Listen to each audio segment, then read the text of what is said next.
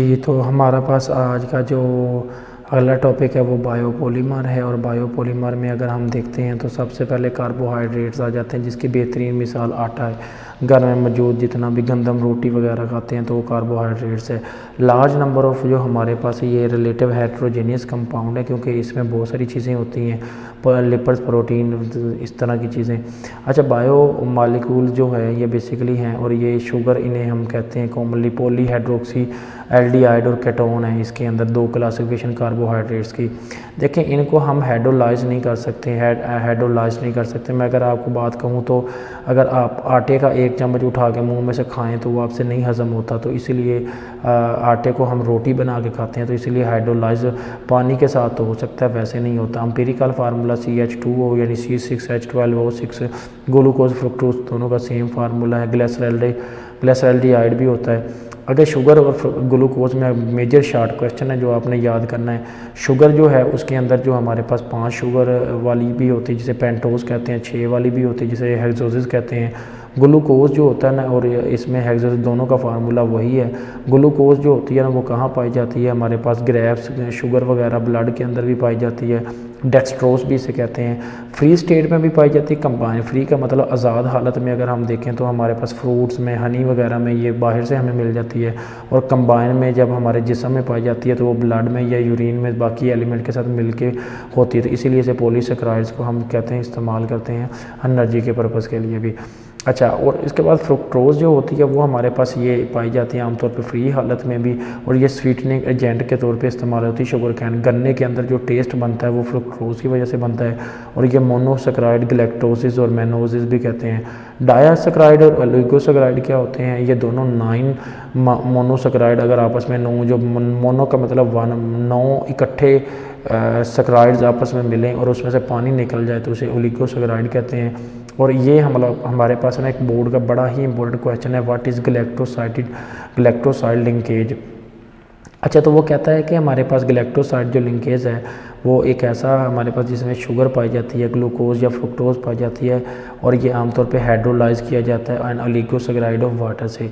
अच्छा, देखें, galactoside linkage के हवाले से वो कहता है कि हमारे पास ना इसी के अंदर जो ओलिगोसेकेराइड पढ़ रहे हैं ना उनमें ये लिंकेज पाया जाता है, और ये एंजाइम को हमारे पास एंजाइम वगैरह को भी इजीली यील्ड कर लेते हैं हमारे पास ओलिगोसेकेराइड के अंदर हमारे पास नेक्स्ट आगे पॉइंट आ जाता है सिक्रोज। और सिक्रोज क्या होता है, हमारे पास चीनी लाइक C12H22O11 सिक्रोज जिसे कहते हैं। ये शुगर कैन, गन्ने में भी पाई जाती है, sugar beet, pineapple, apricot, mango वगैरह में भी पाई जाती है, हनी वगैरह में। लैक्टोसिस एक MCQ बोर्ड में आता है, ये हमेशा मिल्क में पाई जाती है, और इसके अलावा ये हमेशा प्लांट से हासिल होती है। उसके बाद हमारे पास अगला क्वेश्चन आ जाता है पॉलीसेकेराइड्स। पॉलीसेकेराइड जो है हमारे पास वो क्या होते हैं, वो हाईली मालिकुलर मैस, बहुत ज़्यादा मोनोसेकेराइड जिनका वज़न ज़्यादा हो वो तो उन्हें पॉलीसेकेराइड कहते हैं। ये C6H10O5 प्रोटीन वगैरह में आ जाता है, और ये फार्मूला हमारे पास स्टार्च का है। पॉलीसेकेराइड्स सॉलिड भी होते हैं, इनसॉल्युबल वाटर भी होते हैं, ये नॉन शुगर भी होते हैं और टेस्टलेस होते हैं। पॉलीसेकेराइड्स के 2 प्रिंसिपल हैं हमारे पास। नंबर 1 के ये they are use to storage in a compound in a building block, यानी हमारे जिस्म में जो बेसिकली एनर्जी की ज़रूरत होती है तो वो हमारी पॉलीसेकेराइड से आती है। यानी जैसे कि प्लांट में जो ये स्टार्च होती है ना वो ग्लूकोज यानी मैं ये कहूँ कि जो जैसे मीठा है या ग्लूकोज है वो स्टार्च की फॉर्म में बेसिकली स्टोर होता है प्लांट में, और आगे हमारे पास एनिमल में अगर वो स्टोर होता है तो वो किसकी फॉर्म में, ब्रांच यानी ग्लाइकोजन की फॉर्म में। बोर्ड में एक क्वेश्चन भी आता है हमारे पास स्टार्च के अंदर कि स्टार्च क्या है, कहता है स्टार्च कार्बोहाइड्रेट्स की ह्यूमन डाइट है, यानी ये हम वीट, राइस और माइस और पोटैटो या रिली में से हासिल किया जाता है। ये हमारे पास अल्फ़ा डी ग्लूकोज है, यानी डी कार्बन, यानी अल्फ़ा बीटा गैमा और इस तरह अल्फ़ा, तो ये डी कार्बन ग्लूकोज बनता है। डी का मतलब बोर्ड शेप, एक बोर्ड शेप होता है, एक डी शेप हमारे पास होता है। कहता है स्टार्च हमारे पास 2 तरह की होती है पॉलीसेकेराइड, एक अमाइलोज और माइलोपेक्टिन। इस पूरे चैप्टर के मोस्ट इंपॉर्टेंट क्वेश्चन में से अमाइलोज और माइलोपेक्टिन इंतहाई आसान है, दोनों स्टार्च का हिस्सा है। अमाइलोज क्या होता है, ये वाटर सोल्यूबल होता है, यानी पानी में तो सॉल्व हो जाता है, और डीप कलर देता है हमारे पास आयोडीन, यानी आयोडीन को अगर अमाइलोज के साथ डालें तो कलर भी आता है और पानी के साथ भी हल होता है, लेकिन अमाइलोपेक्टिन दोनों काम नहीं करता, ना हल होता है ना कलर देता। ये दोनों का डिफरेंस आ गया। बाकी पहले वाले में तकरीबन 10 और 20% पाया जाता है हमारे पास स्टार्च अमाइलोज में, लेकिन अमाइलोपेक्टिन में 80 to 90% होता है, और दोनों के दोनों पेपर की क्वालिटी को बेहतर करने के लिए इस्तेमाल होते हैं। ग्लाइकोजन मैंने पीछे पढ़ाया था, जो कि हमारे मसल और लीवर में पाया जाता है, और ये स्टोर होता है हमारे पास जिस्म में डिफरेंट काम के लिए। ह्यूमन जो ग्लाइकोजन है वो ब्रांच फॉर्म में पाया जाता है, जो कि अमाइलोपेक्टिन है। अच्छा, आगे प्रोटीन का नया टॉपिक इस्तेमाल होता है, और वो प्रोटीन आपको पता ही है कि बेसिकली ये एक अमाइनो एसिड का पार्ट है। प्रोटीन का वर्ड जहाँ पे आ जाए वहाँ अमाइनो एसिड को समझ लें।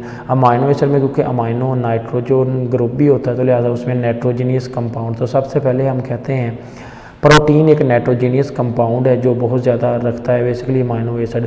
ये हमारे जिस्म में 10,000 तकरीबन काइंड की प्रोटीन बनती हैं, और ये लिविंग ऑर्गेनिज्म के ज़िंदा रहने के लिए प्रोटीन का होना बहुत ज़रूरी है।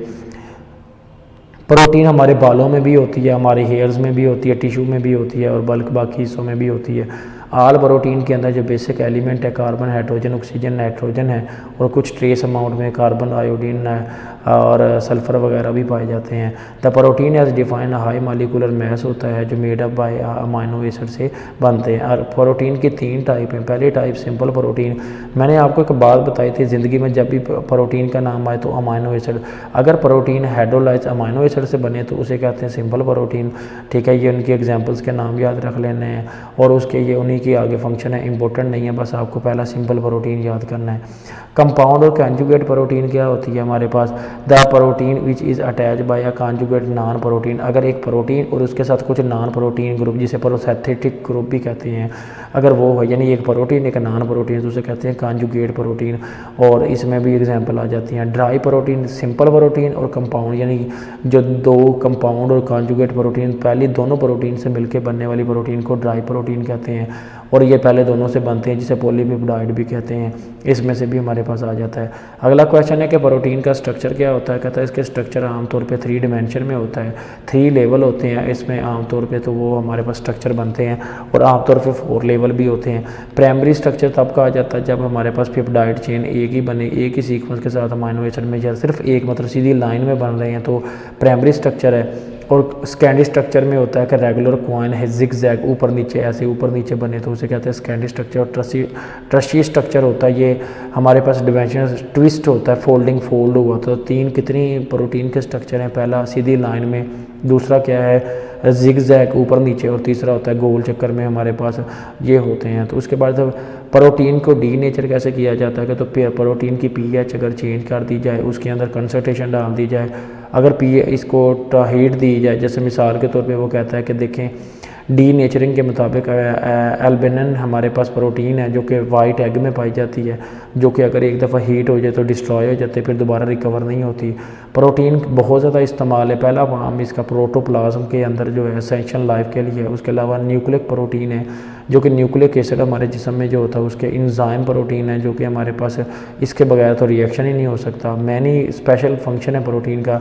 हेमोग्लोबिन हर इंसान, दुनिया के हर इंसान में पाई जाती है, जो ऑक्सीजन को उसके जिस्म के बाकी हिस्सों तक लेके जाती है। इंसुलिन वगैरह ये भी एक है।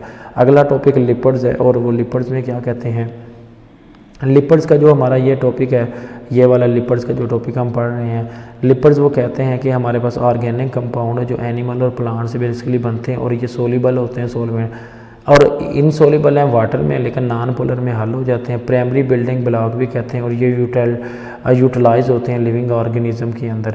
अच्छा, इसमें जो लिपिड्स में बहुत बेहतरीन मोस्ट इंपॉर्टेंट क्वेश्चन है वो हमारा पास है फैट्स और oil. What is a fats and oil, वो हमारा क्वेश्चन हम अब पढ़ने जा रहे हैं। ये वाला क्वेश्चन है, कहता है हमारे पास फैट्स और ऑयल ये दोनों फूड फैक्टर हैं हमारे पास, इसके ज़रिए मालूम करते हैं। और आमतौर पे ये हमारे पास क्या होता है फैट्स और ऑयल के हवाले से कि डिफरेंस क्या देखते हैं कि इस्तेमाल तो इनका हमारे पास पॉलिश, कॉस्मेटिक या प्रिंट्स, इंक या फार्मास्यूटिकल में है। डिफरेंस ये है कि अगर हमारे पास लाइक एनिमल, प्लांट वगैरह, मेराइन जो होते हैं, यानी मराइन के जो ऑर्गेनिज्म होते हैं समंदर के, उनके जितने भी टिश्यू होते हैं, एडबस टिश्यू वगैरह, ये बटर, घी, स्पेशल तमाम एनिमल ये हमारे फैट्स में आ जाते हैं। ऑयल हमारे पास क्या होता है, ऑयल देखें, ऑयल बीजों से जो ऑयल निकलता है, एनिमल से, मिराइन से, प्लांट से कहाँ से निकलता है, दालें जितनी भी हैं हमारी वो बीज वगैरह उनसे ऑयल निकलता है, सरसों का ऑयल, फलां फलां ऑयल। उसके अलावा बटर हमारा जो सॉलिड होता है लेकिन वो फ़ैट है, घी भी हमारा फ़ैट है। तो ये है हमारे पास इन दोनों में डिफरेंस। अगला क्वेश्चन फैट्स एंड ऑयल का, ये फार्मूला याद कर लें, CH2 CH CH2, दो बॉन्ड की वजह से यहाँ CH है, CH2 CH CH दोनों के साथ OH OH, इधर 3R OH है। ये जो R है ना, ये वाला हमारे पास R इस ऑक्सीजन को लेके क्या करेगा, इसके साथ बॉन्ड कर लेगा, और यहाँ से जो मौजूद पहले से हमारे पास जो H है ना, ये सारे H जो है ना इस OH से मिलके क्या बना लेंगे, वाटर। ये तमाम H, तीनों H इस H से मिलके OH से वाटर बन जाएंगे, और बाकी जो है हमारे पास मिल जाएगा। तो ये क्वेश्चन बड़ा इंपॉर्टेंट है, ट्राइग्लिसराइड्स क्या कहता है कि एनिमल और फैट्स जो होते हैं हमारे पास वो क्या करते हैं कि ट्राइग्लिसराइड्स बनाते हैं, और इन्हें फैटी एसिड भी कहते हैं। और क्वेश्चन भी आता है, ये देखें ग्लिसरॉल और फैटी एसिड, यही इसमें लिखा हुआ कि ग्लिसरॉल फैटी एसिड मिलकर ट्राइग्लिसराइड्स बनाते हैं, और ये आमतौर पे हमारे पास फैटी एसिड अनसैचुरेटेड होते हैं हमारे पास। उसके बाद लिपिड्स के 3 मोस्ट इंपॉर्टेंट बोर्ड का क्वेश्चन है, जिसमें से पहला सिंपल लिपिड किसे कहते हैं, फैटी एसिड। अगर हमारे पास, क्योंकि लिपिड्स जो बनते हैं वो फैटी एसिड से बनते हैं, अगर तो वो सिंपल से बने लाइक सिर्फ फैटी एसिड और ग्लिसरॉल, जो पीछे अभी आपने रिएक्शन किया ये वाला, अगर ये वाला हो तो सिंपल लिपिड्स है। और अगर हमारे पास उसमें कुछ अल्कोहल भी इंक्लूड हो जाए, ग्लिसरॉल भी, और कुछ ये कंपाउंड भी शामिल हो, जैसे कंपाउंड कहते हैं, और ड्राइव पहले दोनों से मिलकर बनती है। प्रॉपर्टी इसकी इंपॉर्टेंट नहीं है यानी मतलब दोनों नॉन क्रिस्टलाइन होते हैं, ऑर्डर भी आमतौर पे नहीं होता, इनसोल्यूबल होता है, और उसके अलावा ये पुअर कंडक्टर इलेक्ट्रिसिटी के। ये जो क्वेश्चन मैंने अभी आपको कहा था, ये देखें ये वाला, ये इस तरफ है, अगला रिएक्शन इसी चीज़ का डीकम्पोजिशन में आ जाता है कि हाइड्रोलाइज कैसे करते हैं। और ये देखें ये रिएक्शन में क्या हुआ, पानी बना, और इस रिएक्शन में क्या हुआ है, पानी अंदर हल हुआ, ऑपोजिट रिएक्शन है। तो हाइड्रोलाइसिस कहते हैं एंजाइम लिपिड्स का पानी के अंदर हल हो जाना, या लाइपेज की मौजूदगी में वापस ट्राइग्लिसराइड्स का ग्लिसरॉल और फैटी एसिड में टूट जाना। स्फोनिकेशन कहते हैं साबुन बनने के अमल को। ये पूरे चैप्टर के मोस्ट इंपॉर्टेंट जो पहले 10 शॉर्ट क्वेश्चन है उनमें आ जाता है। स्फोनिफिकेशन कहते हैं कि hydrolysis of the oils and alkali, ठीक है, अगर यानी अल्कली NaOH का यानी ट्राइग्लिसराइड के साथ मिलकर साबुन बनाना, इसे स्फोनिफिकेशन कहते हैं। हार्डनेस ऑफ द ऑयल, यानी किसी भी ऑयल के अंदर जो सख्तीपन आती है या जम जाता है, वो उसकी वजह होती है कि उसमें कैटलिस्ट मौजूद होते हैं सैचुरेटेड, जिसकी वजह से वो ऐसा करता है। स्फोनिफिकेशन नंबर, कितने नंबर इस्तेमाल होते हैं ऑयल के ताकि वो साबुन बनाया जा सके, उसकी तादाद को स्फोनिफिकेशन नंबर कहते हैं। Number of gram, milligram potassium hydroxide और सोडियम, ये दोनों इस्तेमाल होते हैं साबुन बनाने में। Required to saponify the 1 gram of, जो स्पोनीफाई करते हैं ताकि फैट्स और ऑयल बने, इसको स्पोनिफिकेशन नंबर कहते हैं, और इसकी तादाद ये मेंशन है, आप देख सकते हैं। अगला है रेनिसिडिटी ऑयल, फ्रेश ऑयल और उस ऑयल का आगे चेंज होना, यानी गंदा ऑयल हो जाना, यानी फैट्स और ऑयल जो होते हैं एबल टू स्पॉइलेज, अगर पानी यानी अगर आपके ऑयल जो घर में इस्तेमाल करते हैं, डाल्टा, कुकिंग ऑयल, ये मेज़ान वगैरह, इसके अंदर गंदगी या बदबू पैदा हो जाए, इसे कहते हैं रेनिसिडिटी ऑयल। ये वजह एल्डिहाइड और फैटी एसिड की वजह से होती है। उसके बाद अगला क्वेश्चन है आयोडीन नंबर, कितनी तादाद है फैट्स एंड ऑयल की के टर्म एज, उसमें आयोडीन के नंबर कितने पाए जाते हैं, मतलब number of gram of iodine, iodine के ग्राम की वो तादाद जो 100 ग्राम फैट्स एंड ऑयल पाए जाते हैं, मतलब 100 की तादाद में फैट और ऑयल हो, उसमें आयोडीन के नंबर कितने, उसको कहते हैं आयोडीन नंबर। और आमतौर पर अगर ये डबल बाउंड हो तो फिर 0 होते हैं।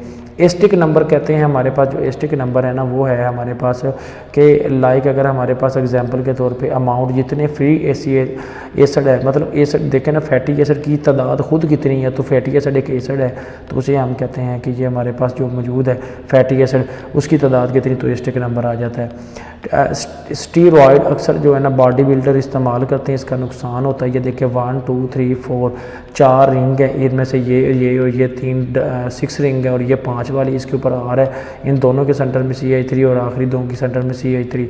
नेचुरली ओकरिंग लिपिड्स होते हैं, और ये आमतौर पे 6 मेंबर होते हैं, कहता है 6 मेंबर हैं, लेकिन 1 एक क्या है 5 मेंबर है, और इसमें कार्बन 17 पे ये कंपाउंड लगे होते हैं। ये आमतौर पे स्टीरॉयड इस्तेमाल होते हैं, ये सेक्स जो फीमेल सेक्स हार्मोन्स या हार्मोनल्स या एड्रीनल कोर्टेक्स में इस्तेमाल होते हैं, यहाँ पे ये कह सकते हैं मसनूही ताकत बनाने के लिए। आगे है कोलेस्ट्रॉल, जो आपको पता है औरतों में बहुत ज़्यादा बढ़ जाता है, इसकी तादाद सिर्फ एनिमल टिश्यू यानी हाई कंसनट्रेशन हमारे पास होने की वजह से होती है, जो ब्लड में एग और इन चीज़ों के खाने की वजह से है। स्टीरॉयड की वजह से ये नुकसान होता है, दिल की शरियानें ऐसे बंद हो जाती हैं स्टीरॉयड्स की वजह से। तो उसके बाद अगला क्वेश्चन है फास्फोलिपिड।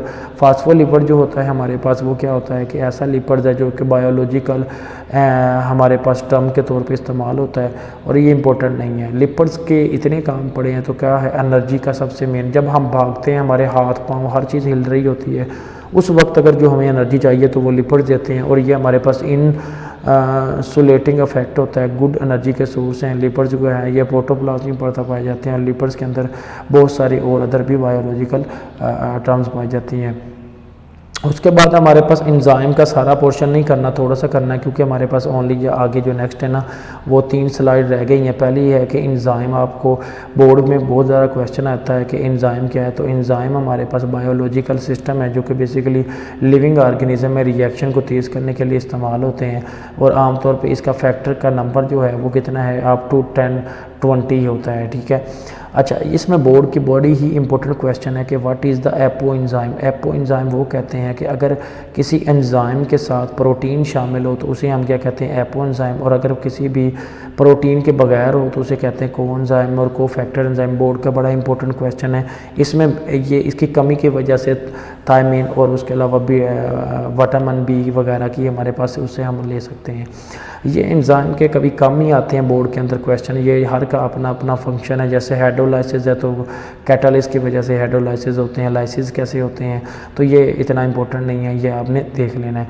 अगला क्वेश्चन है लाइसो एंजाइम क्या होता है। तो हम कहते हैं कि अगर हमारे पास ये हो कि लाइक एंजाइम ऑर्गेनिज्म जो होते हैं उनके रिएक्शन केमिकली फिजिकली एक दूसरे के साथ हो तो उसे आइसो एंजाइम्स कहते हैं। फैक्टर क्या अफेक्ट करता है, टेम्परेचर है तो 37 पे बहुत ज़्यादा काम करते हैं, ना हाई पे काम करते हैं ना काम पे, इसे कहते हैं ऑप्टिमम टेम्परेचर।